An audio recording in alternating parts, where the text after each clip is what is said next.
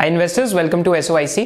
तो आज के इस बिजनेस एनालिसिस में हम लोग जुबिलेंट इंग्रेविया का कंपैरिजन करेंगे लक्ष्मी ऑर्गेनिक्स के साथ, क्योंकि दोनों ही बहुत इंटरेस्टिंग कंपनीज हैं। दोनों ही कंपनीज रिसेंटली लिस्ट हुई है। आई थिंक इंग्रेविया का डीमर्जर हुआ था एंड लक्ष्मी ऑर्गेनिक्स की जो लिस्टिंग है वो रिसेंटली हुई थी। वैसे तो हम लोग जो कंपनीज रिसेंटली आईपीओ करती है उनका इतना ज्यादा एनालिसिस नहीं करते हैं, बट कभी कभी कुछ बिजनेसेस इंटरेस्टिंग होते हैं तो उनका एनालिसिस जरूर करना चाहिए। पर एनालिसिस स्टार्ट करने से पहले मेरे को आपको एक चीज बतानी है जो आई थिंक काफी जरूरी है। इस चीज का मतलब क्या है कि अगर हम उनका ऑफिस देखते हैं वॉरेन बफेट का, तो उनके ऑफिस के डेस्क पे हमेशा एक बॉक्स पड़े रहता है। उस बॉक्स पे लिखा होता है too difficult box. Too difficult box का क्या मतलब है कि वॉरेन बफेट काफी सारे बिजनेसेस एनालाइज करते हैं एक दिन में, राइट। एंड कुछ कुछ बिजनेसेस ऐसे हैं जिनमें उन्हें समझ नहीं आता क्या करना चाहिए, तो वो उसको टू डिफिकल्ट बॉक्स में डाल देते हैं। इसका मतलब क्या है इन्वेस्टिंग की दुनिया में कि वॉरेन बफेट इतने सालों से लर्निंग मशीन है, इतना ज्यादा उन्होंने कंपाउंडिंग का फायदा उठाया है, बट उसके बावजूद भी उनमें एक बहुत इंपॉर्टेंट चीज है जो आज मैं देखता हूं काफी इन्वेस्टर्स में मिसिंग है। उस चीज का क्या नाम है? Basically intellectual humility. माने वो अपने साथ ईमानदार है, एकदम अपनी जो नॉलेज है उसके साथ ईमानदार है। कुछ कुछ बिजनेसेस में जब आप फ्यूचर डायरेक्शन या जो फ्यूचर मार्जिन है अगर आप उनको जज नहीं कर सकते, तो कभी कभी वो टू डिफिकल्ट बॉक्स में आ जाता है। तो आप लोग भी अपने साथ ये पूछिए, अगर आप इन्वेस्ट करते हैं, अगर आप स्पेकुलेट नहीं करते हैं, ट्रेडिंग नहीं करते, तो आपके पोर्टफोलियो में क्या कोई ऐसे बिजनेसेस हैं जो आपको लगता है कि टू डिफिकल्ट बॉक्स में आने चाहिए? क्योंकि टू डिफिकल्ट बॉक्स के इंपॉर्टेंस क्या है कि अगर कोई बिजनेस टू डिफिकल्ट बॉक्स में आता है एंड आपने अपने पास ले रखा है, तो उसमें प्रॉब्लम क्या होती है कि आपको पता ही नहीं लगता कि उसको सेल कब करना है बेसिकली। तो व्हेन टू सेल वाला एस्पेक्ट वहां से मिसिंग हो जाता है। So this is the importance of too difficult box. इसके साथ हम लोग अब इंग्रेविया और लक्ष्मी ऑर्गेनिक्स का बिजनेस एनालिसिस स्टार्ट करते हैं। तो जुबिलेंट इंग्रेविया रिसेंटली डीमर्ज हुआ था from Jubilant Life Sciences. And Jubilant Life Sciences में दो बिजनेस थे। एक तो लाइफ साइंस इंग्रेडिएंट्स का बिजनेस था जिसको हम एलएसआई के नाम से जानते हैं, और एक तो उनका जो फार्मा का बिजनेस था जो अभी जुबिलेंट फार्मोवा बना है वो था। बेसिकली यहाँ पे जो सीडीएमओ, रेडियो फार्मा, इन सब का बिजनेस था। तो हम लोग जिनका एलएसआई बिजनेस था, लाइफ साइंसेस इंग्रेडिएंट्स, उसको अब इंग्रेविया के नाम से जानते हैं लोग। एंड अगर जुबिलेंट इंग्रेविया की बात करें तो जुबिलेंट इंग्रेविया बेसिकली जो जुबिलेंट ग्रुप है उसका पार्ट है। एंड जो जुबिलेंट ग्रुप है they also own other things like उनके मतलब पूरे बिजनेस कंग्लोमरेट में जुबिलेंट फूडवर्क्स भी आता है। जो जुबिलेंट फार्म हुआ है, जो दूसरी बिजनेस लिस्ट हुआ है, वो भी उनके पास आता है, राइट। एंड साथ साथ अगर हम लक्ष्मी ऑर्गेनिक्स की बात करते हैं तो लक्ष्मी ऑर्गेनिक्स ने मैन्युफैक्चरिंग 1989 में स्टार्ट करी थी। एंड लक्ष्मी ऑर्गेनिक्स और जुबिलेंट इंग्रेविया में क्या कॉमन है कि दोनों ही कंपनीज एसिटाइल इंटरमीडिएट करके एक चीज है, उनकी मैन्युफैक्चरिंग करती है। तो अगर हम एसिटाइल इंटरमीडिएट्स की वैल्यू चेन देखते हैं तो बेसिकली यहाँ पे इनके जो बिल्डिंग ब्लॉक्स हैं, मेथनॉल है या फिर एथिलीन और एथेनॉल से बनता है बेसिकली, जब हम एसिटाइल इंटरमीडिएट्स की बात कर रहे हैं। एंड एसिटाइल इंटरमीडिएट्स है क्या क्या? एक तो एसिटिक एसिड है जो इनका एक मेजर रॉ मटेरियल है, साथ साथ इथाइल एसिटेट है, राइट। एंड यहाँ पे एक और चीज बनती है एसिटाइल डिहाइड करके। एंड यहाँ पे एक इंटरेस्टिंग चीज क्या है कि जो एसिटाइल इंटरमीडिएट्स हैं, यहाँ पे एक जो इनका मेजर इंटरमीडिएट एसिटाइल से बनता है उसका नाम है इथाइल एसिटेट।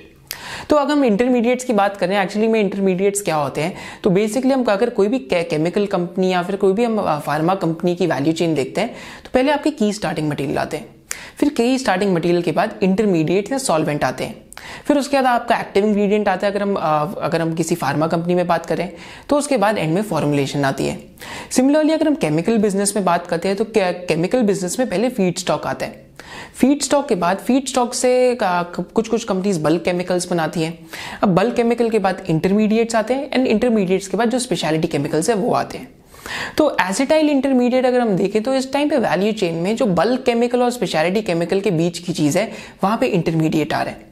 एंड साथ साथ जो इंटरमीडिएट है इनका यूसेज और भी केमिकल्स को बनाने में यूज होता है। तो ये तो इंटरमीडिएट की वैल्यू चेन है। तो यहाँ पे अगर हम आज देखते हैं कि इंडिया की जो केमिकल इंडस्ट्री है ओवर द इयर्स कितना ज्यादा मार्केट शेयर गेन कर रही है, तो इंडिया की केमिकल इंडस्ट्री का कुछ ग्रोथ रेट 13% CAGR के आसपास रहा है। वैसे चाइना की जो केमिकल इंडस्ट्री है वो एक टाइम पे 20 to 25% ग्रो करती थी, बट आज भी चाइना की जो इंडस्ट्री है 7% CAGR पे ग्रो कर रही है। माने इंक्रीमेंटली जो इंडिया की केमिकल इंडस्ट्री है ज्यादा मार्केट शेयर गेन कर रही है। इस वजह से हम देख रहे हैं कि जो केमिकल कंपनीज है इनके अंदर काफी ज्यादा टेलविंड्स आ रखे हैं। अगर हम पहले जो आपका एसिटाइल इंटरमीडिएट है उसमें अगर हम इथाइल एसिटेट की बात करते हैं तो इथाइल एसिटेट के जो एंड यूसेज है कुछ ऐसा दिखता है। तो ethyl acetate is basically use in pharmaceuticals, it is also use in flexible packaging.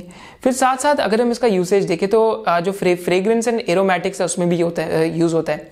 फिर साथ साथ जो स्क्रीन गार्ड्स बनते हैं आपके, उसके अंदर भी यूज़ होता है, जो हम फ़ोन के ऊपर स्क्रीन गार्ड लगाते हैं। फिर विटामिन में यूज़ होता है, पेंट्स में यूज़ होता है एंड कोटिंग्स में यूज़ होता है।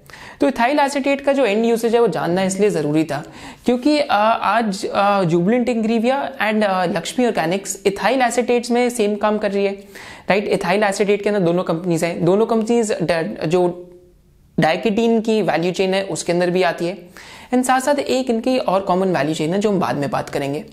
तो पहले हम अगर इंग्रीविया का सेल्स मिक्स देखते हैं, माना अगर हम इनका जो पूरा रेवेन्यू है अगर उसको हम देखते हैं तो हमें पता लगता है कि जुबिलेंट इंग्रीविया में 34% of the sales come from the speciality chemical business. उसके बाद 18% इनकी जो सेल्स है वो जो nutrition and health solution business है यहाँ से आती है एंड जो इनकी 48% ऑफ द सेल्स है वो लाइफ साइंस केमिकल्स से आती है। अब लाइफ साइंस केमिकल्स में यहाँ पे इथाइल एसीटेट, एथेनॉल और जो बाकी प्रोडक्ट्स है ये आते हैं।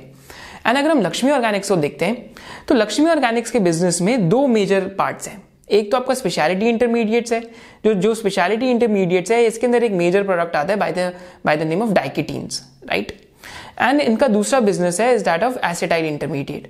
एसिटाइल इंटरमीडिएट में इनके जो दो मेजर प्रोडक्ट्स हैं, एक तो एसिल्डेहाइड है जो जुबिलेंट इंग्रीविया भी बना रहा है एंड दूसरा जो मेजर इनका इंग्रेडिएंट है that is ethyl acetate, right.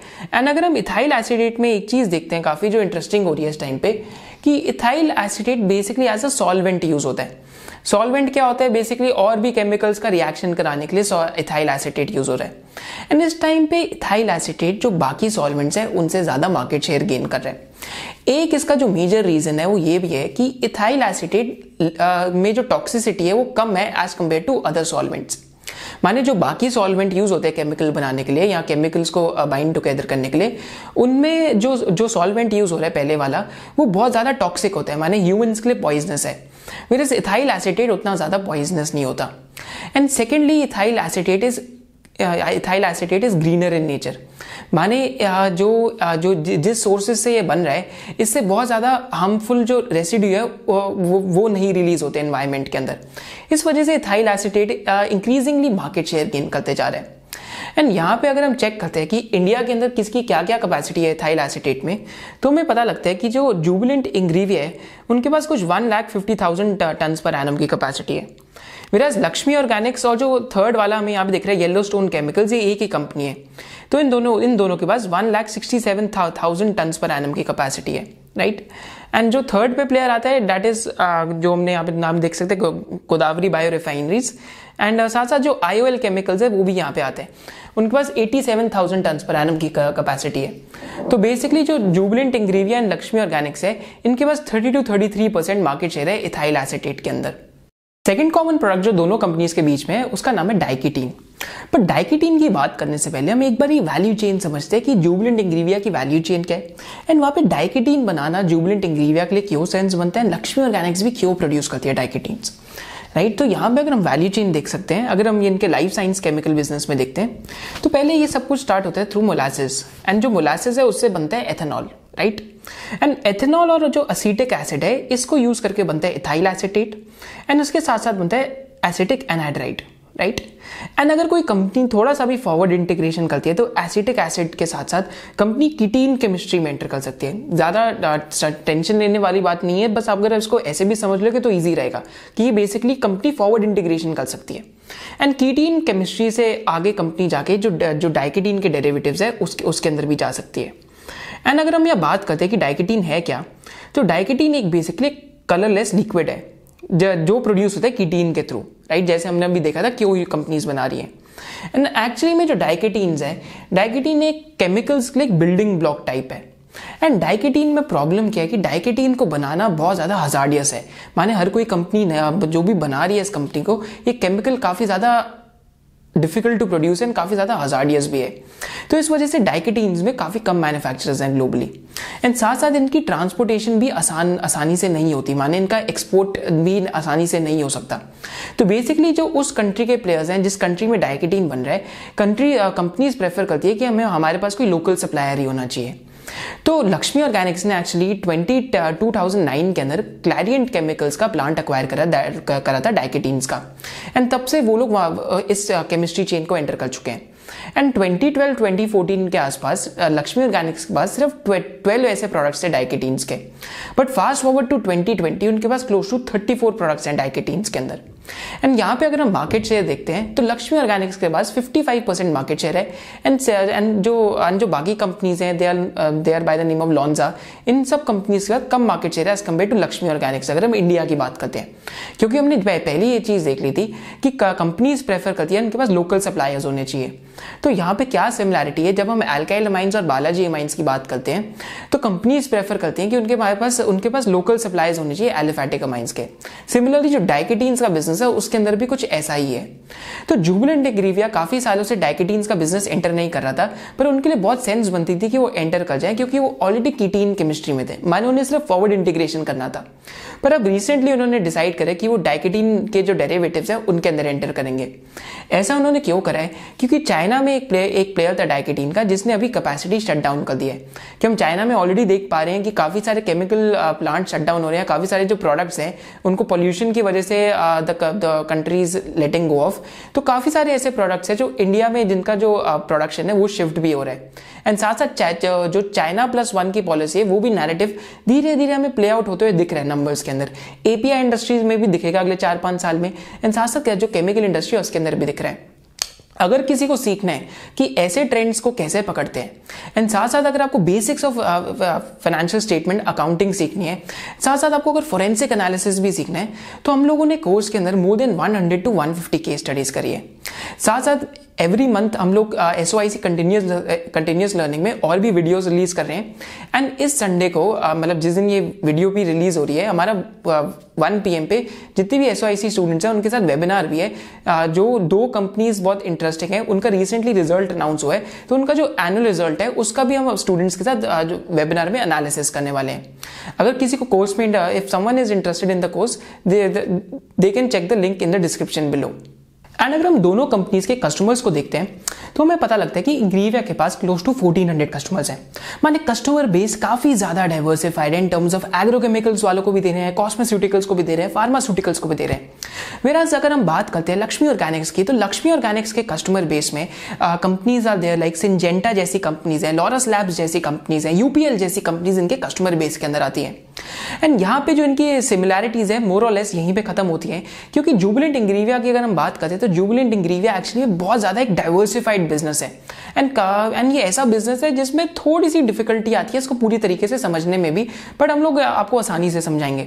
तो ये तो जो भी हमने जब बात करी थी इथाइल एसीटेट की, एसिल्डेहाइड की, एंड जो इनका जो थर्ड प्रोडक्ट है जो अभी इनका आने वाला डाइकेटीन्स, ये सब कुछ इनका जो लाइफ साइंसेस केमिकल्स है उसके अंडर आता है, जहां पे जुबिलेंट इंग्रीविया का कुछ जो इन टर्म्स ऑफ सेल्स 48% के आसपास है। वेराज जो लक्ष्मी ऑर्गेनिक्स है उनका सेल कुछ 80 to 90% इन्हीं प्रोडक्ट्स में से आता है, राइट, क्योंकि वो एसिटाइल इंटरमीडिएट्स और जो स्पेशलिटी इंटरमीडिएट्स है वो सब बना रहे हैं। पर अब हम बात करते हैं कि जुबिलेंट इंग्रीविया में बाकी 2 बिजनेसेस कौन से हैं। तो बाकी 2 बिजनेसेस, इनका एक बिजनेस उनका जो स्पेशलिटी केमिकल का वो है, एंड जो इनका जो सेकंड बिजनेस है that is basically of nutrition and health mix. तो पहले जो इनका स्पेशलिटी केमिकल बिजनेस है उसकी बात करते हैं। तो जैसा कि मैंने आपको वैल्यू चेन में समझाया था कि इंग्रीविया की स्ट्रैटेजी क्या है कि तीनों जो डिविजन है इनकी, माने जो इनका डिवीजन न्यूट्रिशन वाला है, जो इनका डिवीजन केमिकल वाला है, एंड साथ साथ जो इनका डिवीजन लाइफ साइंस केमिकल का है, तीनों में काफी ज्यादा इंटीग्रेशन है एक दूसरे के साथ। तो यहाँ पे अगर हम बात करते हैं एक ये केमिकल बनाते हैं स्पेशलिटी केमिकल में bye the name of pyridine. And pyridine का क्या है कि यहाँ पे एंट्री बैरियर क्या है ऐसे केमिकल में कि 3 से 5 साल लग जाते हैं रेगुलेटरी अप्रूवल लेने में इस केमिकल के लिए। एंड साथ साथ इस केमिकल के अंदर क्या है कि जुबिलेंट इंग्रीविया के लिए बनाना क्यों यूजफुल है, क्यों इनकी जो वैल्यू चेन है उसमें इनको क्या बेनिफिट होता है। पहली चीज तो जैसे हमने देखा था कि इनका जो बेसिक रॉ मटेरियल है दैट इज एथेनॉल। एथेनॉल के बाद एसिल्डेहाइड आ रहे हैं, एंड एसिल्डेहाइड के बाद इनका जो पिरिडीन्स एंड पिकोलिन्स आ रहे हैं, एंड पिकोलिन्स के बाद जो पिरिडीन के डेरिवेटिव्स है वो आ रहे हैं। एंड अगर हम पिरिडीन की बात करते हैं तो basically pyridine as a raw material use होता है केमिकल इंडस्ट्री के अंदर। एंड साथ साथ एक जो हर्बिसाइड है by the name of parakeet, उसमें भी बहुत यूज होता है। हर्बिसाइड बेसिकली आपके पेस्टिसाइड की तरीके का एक वही होता है, and it is also use as a solvent.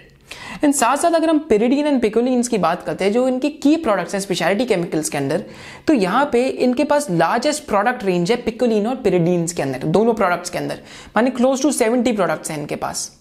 And they are the top 2 producers in pyridine beta and globally number 1 in 11 pyridine derivatives. यहाँ पे अगर इनका मार्केट शेयर देखते हैं काफ़ी सारे पिरिडीन्स के अंदर, तो कुछ जो पिरिडीन्स के डेरिवेटिव्स हैं उनके अंदर इनका 85% मार्केट शेयर भी है, 22% मार्केट शेयर भी है, 60% मार्केट शेयर भी है और 52% मार्केट शेयर भी है. तो ये तो इनका एक प्रोडक्ट था in terms of speciality chemicals. अब स्पेशलिटी केमिकल डिवीजन के अंदर ये लोग सीडीएमओ सर्विसेज भी देते हैं. सीडीएमओ सर्विसेज क्या है, अगर आपको इसको आसानी से समझना है तो बेसिकली जो केमिकल कंपनीज जो खुद आर&डी करती हैं, जो फार्मा कंपनीज खुद आर&डी करती हैं, अगर उसकी मैन्युफैक्चरिंग को आउटसोर्स करती हैं तो उसको हम सीडीएमओ सर्विसेज कहते हैं. सीडीएमओ कुछ नहीं, बस सिर्फ कॉन्ट्रैक्ट मैन्युफैक्चरिंग होती है, अगर आसान वर्ड्स में आपको समझना है. तो यहाँ पे ये तीन वैल्यू चेन्स के लिए सीडीएमओ सर्विसेज प्रोवाइड करते हैं. इनकी सीडीएमओ सर्विसेज एग्रोकेमिकल्स के लिए भी है, फार्मास्यूटिकल्स के लिए भी है, राइट. एंड साथ साथ इनकी जो सीडीएमओ सर्विसेज है वो जो इनका थर्ड डिवीजन है न्यूट्रिशन वाला, उसके लिए भी है. तो अभी इनकी जो कॉन्ट्रैक्ट मैन्युफैक्चरिंग की सर्विसेज है, इनकी पाइपलाइन में कुछ 4 इंटरमीडिएट्स हैं अभी एग्रोकेमिकल में, माने लेट स्टेज इंटरमीडिएट्स हैं कि अगर इसके बाद अगर वो आर&डी पाइपलाइन से आगे जाते हैं तो सक्सेसफुली कमर्शलाइज हो जाएंगे. अगर किसी को सीडीएमओ बिजनेस बहुत अच्छे से समझना है तो हम लोग 23 मई को एक एपीआई बिजनेसेस पे वेबिनार कर रहे हैं, जिसमें हम जो सीडीएमओ की वैल्यू चेन है उस पर भी इंटरेस्ट डालेंगे, राइट. एंड साथ साथ अगर हम यहाँ पे देखते हैं तो इनका जो फार्मास्यूटिकल का बिजनेस है वहां पे भी ये कुछ 3 इंटरमीडिएट्स इनके लेट स्टेज के अंदर है इस टाइम पे, तो वहां पे भी जो सप्लाईज हैं अभी कमर्शियल हो सकती है, तो इस बिजनेस में भी कुछ इंटरेस्टिंग हो सकता है. तो ये तो इनका बिजनेस है स्पेशलिटी केमिकल का. एंड में हम लोग जो इनकी डॉट्स हैं, जितनी भी अभी अनकनेक्टेड डॉट्स है, उसको कनेक्ट करेंगे एक साथ. लास्ट जो इनका डिवीजन है that is of health and nutritional mixes. तो जो न्यूट्रिशनल मिक्स है, एक बार भी उसके पहले हम एप्लीकेशंस देखते हैं. तो बेसिकली इस बिजनेस के अंदर इनका जो पहले 2 मेजर प्रोडक्ट्स हैं that are vitamin B3 and vitamin B4. And vitamin B3 का जो यूज है वो फीड ग्रेड में होता है, माने पेट फूड में होता है एंड एनिमल फीड में होता है. एनिमल फीड में क्या यूज होता है, बेसिकली जो एनिमल की जो ग्रोथ है उसको ज़्यादा अच्छे करने के लिए, या जो एनिमल जो मतलब जो अगर हम एग की बात करते हैं, अगर एग का प्रोटीन कंटेंट बढ़ाना है तो उसके लिए एनिमल्स को फीड खिलाई जाती है. साथ साथ फार्मा ग्रेड में यूज हो रहा है इनका ये जो विटामिन B3 है, एंड जो कॉस्मेटिक ग्रेड है उसके अंदर भी यूज हो रहा है, एंड फूड ग्रेड में भी यूज हो रहा है. एंड यहाँ पे अगर हम देखते हैं विटामिन B3 एंड B4 में, तो they are the number 1 producer in vitamin B3 and top 2 producers in vitamin B4, right. And India के ये लार्जेस्ट मैन्युफैक्चरर है विटामिन B4 के. विटामिन B3 में इनका मार्केट शेयर ग्लोबली कुछ 19% के आसपास है. एंड साथ अगर हम देखते हैं इंडिया में, तो विटामिन B4 में इनका मार्केट शेयर कुछ मोर देन 50% के आसपास है. And vitamin B3 and B4 की इस टाइम पे जो मार्केट है वो कुछ 2 to 2.5% के आसपास इंक्रीज हो रही है. अब हम इनकी ये समझते हैं कि बिजनेस की स्ट्रैटेजी क्यों है, इतने सारे प्रोडक्ट्स क्यों है बिजनेस के अंदर. अब यहाँ पे समझते हैं कि इनकी इंटीग्रेशन की क्या स्ट्रैटेजी है. तो यहाँ पे जैसा कि हम देख सकते हैं कि यहाँ पे जो इनका पहला बिजनेस था लाइफ साइंस केमिकल का, जिसकी हमने बात करी, इथाइल एसीटेट, एसिल्डिहाइड, और जो हम डाइकेटीन्स की बात कर रहे हैं, तो यहाँ पे 25% जो वॉल्यूम है लाइफ साइंस केमिकल बिजनेस की, ये इन हाउस ही कंज्यूम हो जाते हैं बाय स्पेशलिटी केमिकल. माने जो 45% जो इनके पिरिडीन और पिकोलिन है उसकी भी कंजम्पशन इन हाउस ही है. अब इसकी कंजम्पशन इन हाउस क्यों है, क्योंकि इससे प्रोड्यूस होता है विटामिन B3, राइट. तो हर एक डिवीजन जो दूसरा डिवीजन है उसको हेल्प कर रहा है in terms of backward integration. And जो सीडीएमओ बिजनेस भी इनका स्पेशलिटी केमिकल में, वो भी काफी ज्यादा इंटरेस्टिंग हो जाता है इनके लिए, राइट. तो इनकी जो स्ट्रैटेजी है that is one of vertical integration and backward integration and forward integration. माने हमने केमिकल बिजनेसेस में काफी बार ये देखा है, जब हमने दीपक नाइट्राइट की वीडियो बनाई थी तो उसमें भी हमने देखा था कि वो कैसे केमिकल कंपनीज को बार बार फीड स्टॉक का प्लांट लगाना पड़ता है, उसके बाद वो वहां से जो डेरिवेटिव्स है उसके अंदर जाते हैं, जैसे दीपक नाइट्राइट फिनॉल्स में जाने वाले. सिमिलरली जो इनके 3 डिविजन्स हैं उसमें भी काफी ज्यादा इस चीज से हेल्प हो रही है इस टाइम पे, राइट. एंड अब हम लोग क्या करते हैं कि जो दोनों कंपनीज के कैपेक्स प्लान्स है उसकी बात करते हैं. तो पहले जैसे हम इंग्रीविया में देख सकते हैं कि इंग्रीविया में इस टाइम पे क्लोज टू 900 करोड़ का कैपेक्स होने वाला है अगले 2 से 3 साल में, राइट. एंड इनका last to last year already एक कैपेक्स हुआ था 300 से 600 करोड़ के बीच में एसिटाइलडिहाइड का प्लांट लगाने के लिए. एंड आई थिंक यहाँ पे क्या इंटरेस्टिंग चीज है कि उस कैपेक्स भी अभी तक उसमें पीक एसिड टर्न नहीं आए. तो माने अभी भी वो कैपेक्स अंडर जेस्टेशन है, धीरे धीरे वहां से एसेट टर्न भी बढ़ रहा है इनका। तो यहाँ पे अगर हम 900 करोड़ का कैपेक्स देखते हैं और उसका एक बार वो देखते हैं कि कहाँ पे क्या होने वाला है, तो कुछ 550 करोड़ का कैपेक्स जुबिलेंट इंग्रीविया का होने वाला है स्पेशलिटी केमिकल्स के अंदर, जहाँ पे इनका जो सीडीएमओ बिजनेस है एंड जो बाकी बिजनेस है स्पेशलिटी केमिकल का वो आता है। 100 करोड़ का इनका जो कैपेक्स है वो होने वाला है जो nutrition and health services business के अंदर। एंड जो nutrition and health services business है इनका एक्चुअली सबसे ज्यादा हाई मार्जिन बिजनेस ही ये है। एंड जो बाकी रिमेनिंग अमाउंट है 250 करोड़ ऑफ कैपेक्स, वो इनका जो थर्ड बिजनेस है लाइफ साइंस केमिकल्स का, उसके अंदर होने वाला है। तो ये तो इनके 3 टाइप्स ऑफ कैपेक्सेस होने वाले हैं। एंड साथ साथ यहाँ पे हम देखते हैं तो लाइफ साइंस केमिकल के अंदर ये डाइकेटीन में एंटर कर रहे हैं। एंड जो इनका बिजनेस केमिकल्स है उसके अंदर ये फॉरवर्ड इंटीग्रेशन कर रहे हैं, जो इसमें फॉरवर्ड इंटीग्रेशन कर रहे हैं बेसिकली एग्रोकेमिकल्स के अंदर। तो अभी तक ये इंटरमीडिएट्स बनाते थे, बट अब ये एग्रोकेमिकल्स के अंदर भी एक्टिव सब्सटेंस बनाने वाले हैं, जैसा कि हम यहाँ पे वैल्यू चेन में देख सकते हैं कि इंटरमीडिएट से आप एक्टिव सब्सटेंस के अंदर जा रहे हो। वेराज यहाँ पे अगर हम लक्ष्मी ऑर्गेनिक्स की बात करते हैं तो लक्ष्मी ऑर्गेनिक्स के 2 जगह कैपेक्स होने वाले हैं। एक तो उनका कैपेक्स आई थिंक ऑलरेडी हो चुका है कि उन्होंने इटली में एक कंपनी है केमिकल्स की, उसका एक प्लांट एक्वायर करा है। कंपनी का नाम है by the name of Mitene, MITENE, Mitene. And जो मिटेनी कंपनी है बेसिकली ये जो फ्लोरिनेशन केमिकल है, अगर हमने जो नवीन फ्लोरीन में बात करी थी कि जो फ्लोरीन केमिकल है उसके अंदर डील करती है। तो यहाँ पे काफी अच्छी एक्विजिशन हो सकती है इनके लिए, क्योंकि फ्लोरीन केमिकल का एक्चुअली यहाँ पे मार्जिन काफी ज्यादा होता है, तो इन कंपनीज को वैल्यूएशन भी ज्यादा मिलती है। अगर हम नवीन फ्लोरीन की वैल्यूएशन देखें तो कुछ 65 to 70 टाइम्स पीई मल्टीपल पे ट्रेड करता है। एंड साथ साथ जो SRF है वो भी नवीन का पीयर है, but I think Naveen is in a league of its own in terms of जो एंट्री बैरियर है बिजनेस के अंदर। एंड साथ साथ इनका जो 91 करोड़ का कैपेक्स है that is going to happen in speciality intermediates, माने जो इनका जो डाइकेटीन वाला बिजनेस है उसके अंदर कुछ 90 to 91 करोड़ का कैपेक्स लक्ष्मी ऑर्गेनिक्स कर रही है। अब आप ये जरूर याद रखना कि दोनों कंपनीज कैपेक्स कहाँ कर रही है, क्योंकि जब हम वैल्यूएशन की बात करेंगे दोनों कंपनीज के तो हमें पता लगेगा कि एक्चुअली क्या चल रहा है। एंड अगर यहाँ पे हम कंपैरिजन करते हैं दोनों कंपनीज के फाइनेंशियल्स का, तो इंग्रीविया का पता लगता है कि जो रेवेन्यू है लास्ट 3 इयर्स में FY18 से लेके FY19 तक, तो यहाँ पे इनका जो रेवेन्यू है टोटल में कुछ 3365 करोड़ का था FY18 में, एंड FY20 में कुछ 3179 करोड़ का हुआ है। वेराज जो इनका इबिट्टा था, यहाँ पे बहुत ज्यादा वॉलेटिलिटी है इबिट्टा में, माने इबिट्टा 2017 में 434 करोड़ था, फिर 632 करोड़ हुआ, फिर 445 करोड़ हुआ, फिर 431 करोड़ हुआ। एक रीजन क्यों है वॉलेटिलिटी के लिए, क्योंकि जो इनके कुछ प्रोडक्ट्स हैं टिपिकली उनमें कमोडिटी कैरेक्टरिस्टिक्स हैं। अगर हम मिथाइल एसीटेट की बात करते हैं, अगर हम एसिल्डिहाइड की बात करते हैं, तो इनका जो रियलाइजेशन है वो जो क्रूड ऑयल है उस पर भी काफी डिपेंडेंट है, एंड जो इनके बाकी भी प्रोडक्ट्स हैं उनमें भी कमोडिटी एलिमेंट्स तो है ही काफी ज्यादा। वैसे अगर हम लक्ष्मी ऑर्गेनिक्स की बात करते हैं तो लक्ष्मी ऑर्गेनिक्स का जो रेवेन्यू है उसको अगर हम देखते हैं तो उनका रेवेन्यू कुछ 1400 करोड़ से 1534 करोड़ तक आया है। क्योंकि एंड यहाँ पे एक सेकंड चीज आपको क्या जरूरी देखनी है FY18 से FY20 तक, कि इनके जो मार्जिन है अगेन बहुत लो मार्जिन कंपनी है, 11%, 10%, 9%, पर ROE इनकी अच्छी है 22 to 18% के बीच में, and return on capital employed भी लक्ष्मी ऑर्गेनिक्स का अच्छा है, कुछ 18% के आसपास है। वेराज अगर हम इंग्रीविया का रिटर्न ऑन कैपिटल एम्प्लॉयड देखते हैं तो इनका रिटर्न ऑन कैपिटल एम्प्लॉयड कुछ 14%, 12% या 18% के आसपास बीच में।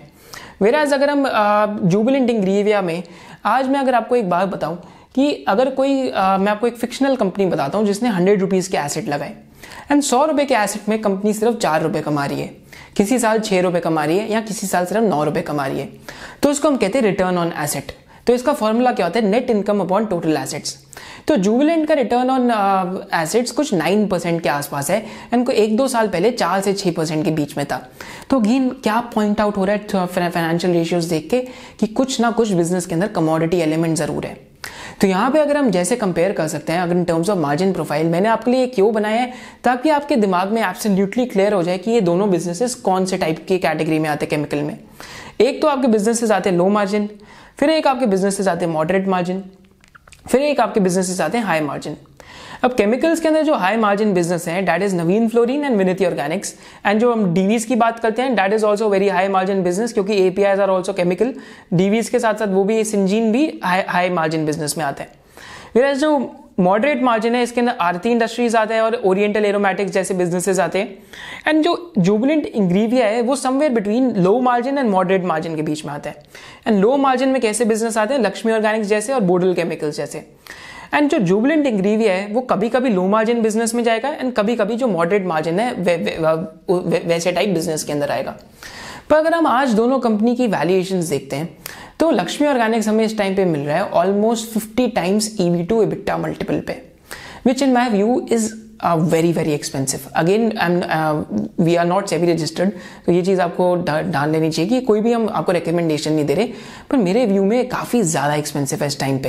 एंड प्राइस टू सेल्स भी कुछ 3 to 3.5 टाइम्स के बीच में ट्रेड कर रहे हैं। वैसे इंग्रेविया की बात करते हैं तो ये EV to EBITDA इस टाइम पे इंग्रेविया का 10 टाइम्स के आसपास है, 10 to 12 टाइम्स के बीच में। एंड साथ साथ अगर हम इंग्रेविया में देखते हैं तो प्राइस टू सेल्स इस टाइम पे कुछ 1 to 1.5 टाइम्स के बीच में। तो Ingrevia as compare to Laxmi Organics discount तो काफ़ी ज़्यादा है, राइट। बट अब हम यहाँ पे जो मेंटल मॉडल है टू डिफिकल्ट बॉक्स का वो अप्लाई करने वाले हैं। इवन दो 5 बकेट फ्रेमवर्क में इस टाइम पे हमें लगता है कि जुबिलेंट इंग्रेविया 5th बकेट में। 5th बकेट माने type of like a gruesome business, पर ये बिजनेस ग्रूसम बिजनेस से बकेट 3 के अंदर आ सकता है, जिसका मतलब है good ROC plus good earnings growth, माने उस टाइप ऑफ बिजनेस में आ सकता है। पर टू डिफिकल्ट बॉक्स का मतलब क्या है कि हमसे ROC का डायरेक्शन जज नहीं हो पा रहा। जज क्यों नहीं हो पा रहा?